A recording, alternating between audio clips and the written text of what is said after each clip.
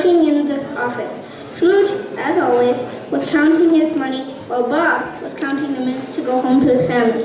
So cold in this office! Since Mr. Scrooge doesn't want to turn on the heater! He says it's a waste of money! Suddenly, the front door opened and Mr. Scrooge's niece came inside. Merry Christmas, Uncle! Christmas? Bah! Christmas is only a lie.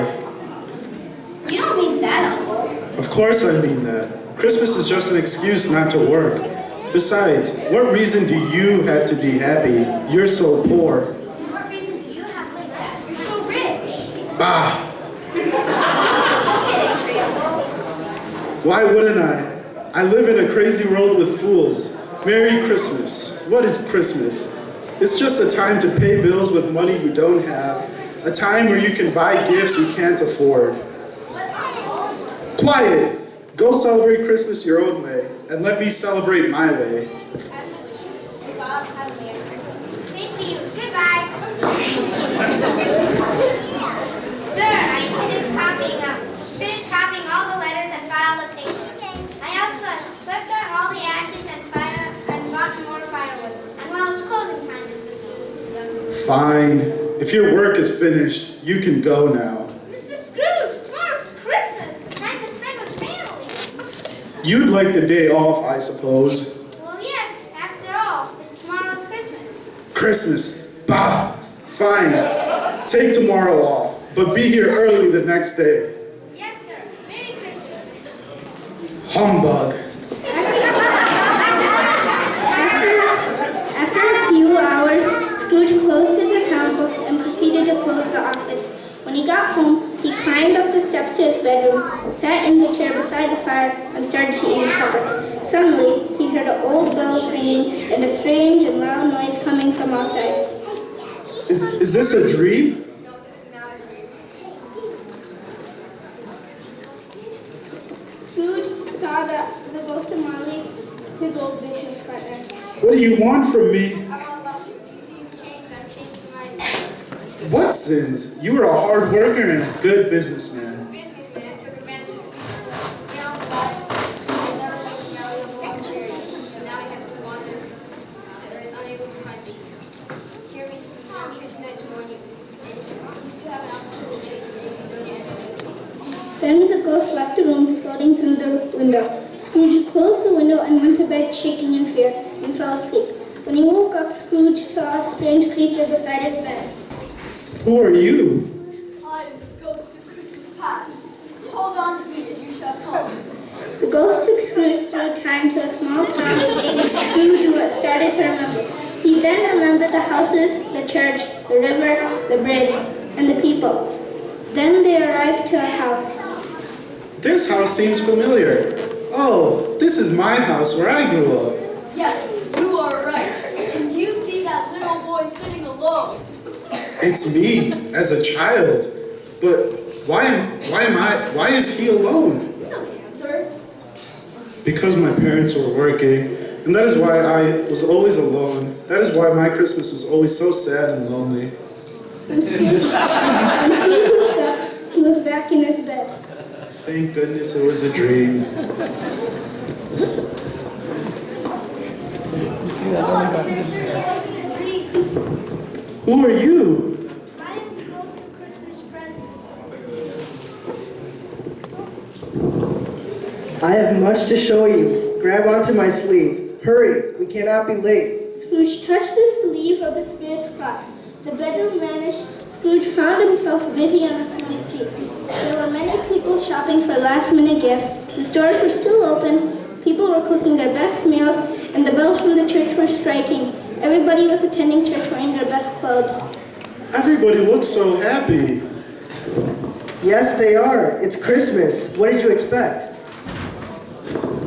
Do you mean that they're all happy just because it's December 25th? Yes.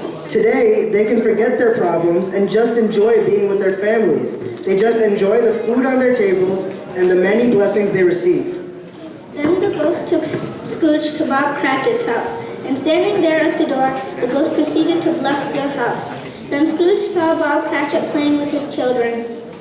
Is this where he lives? Of course, With this salary, this is all he can afford. They look so poor. Their clothes, they're so old. Yes, but they are rich in love. What's wrong with her? Why can't she walk? She's very sick. Her name is Tiny Tina, and her parents don't have money for a doctor, so maybe she will die. Die? No, she can't die. She's too young. What do you care anyway? That will diminish the world population. The ghost then took Scrooge to different places so he could see how people celebrated Christmas. People who nevertheless were poor, as Scrooge used to say, they were happy and enjoyed being together with their families and friends. Oh, I'm in my own bed again. As he sat up, another ghost floated into the room. He was dressed in black and a dark hood hid his face. Who are you now? First came the ghost of Christmas past, then the ghost of Christmas present. You must be the ghost of Christmas future. Are you here to show me the future and how it can change? The ghost said nothing. He just gestured toward the door. He followed into the street in front of his office. 3 people stood out front talking and shaking their heads. I know them. I do business with them. We're friends. What are they saying? Did you hear that no one came to his funeral? Given the way he treated his family and employees. What are they talking about? The ghost did not answer. Then everything turned dark and Scrooge appeared in a foggy and cold place. Where are we? This is a cemetery. Why'd you bring me here? The ghost showed Scrooge a grave, and Scrooge went to see the grave. Engraved on the headstone was the name Ebenezer Scrooge. Then Scrooge fell to his knees. No, no. Ghost, listen to me. I have changed. Why do you show me all this if I have lost all hope? Please tell me that I can change everything that you have shown me. I will honor Christmas in my heart. I will live in the past, in the present, and in the future. I will not forget the lessons that all the ghosts have taught me. Oh, please tell me.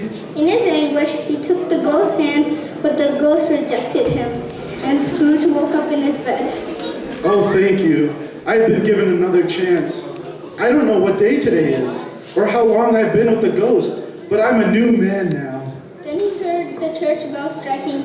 Then he saw a child in the street and shouted, Oh, wonderful. Hey, you there. What day is today? It's Christmas, sir. Christmas morning. Good, I haven't missed it.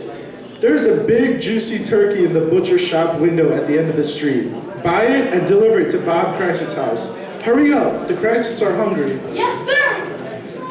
Oh, and one more thing. Yes, sir. Have a Merry Christmas. Thank you, sir. And you too. After giving other poor children some money for food, Scrooge headed to Bob Cratchit's house. Bob could not believe that Scrooge had come to his house for Christmas. Oh, Mr. Scrooge. What a surprise. I want to thank you for that wonderful turkey. It was a pleasure for me. Mrs. Scrooge, please come in. Cratchit, you've worked long hours without complaining for many years. I'm raising your salary, and I will also help support your family. Thank you, Mr. Scrooge. You are so generous. Merry Christmas. You too. Scrooge did more than what he said he would do. He took care of Tiny Tina as a second father would do.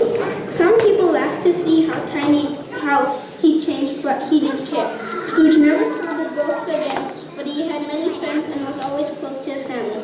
Each time he had a meal with his friends and family, he would say, God bless us. God bless us, everyone.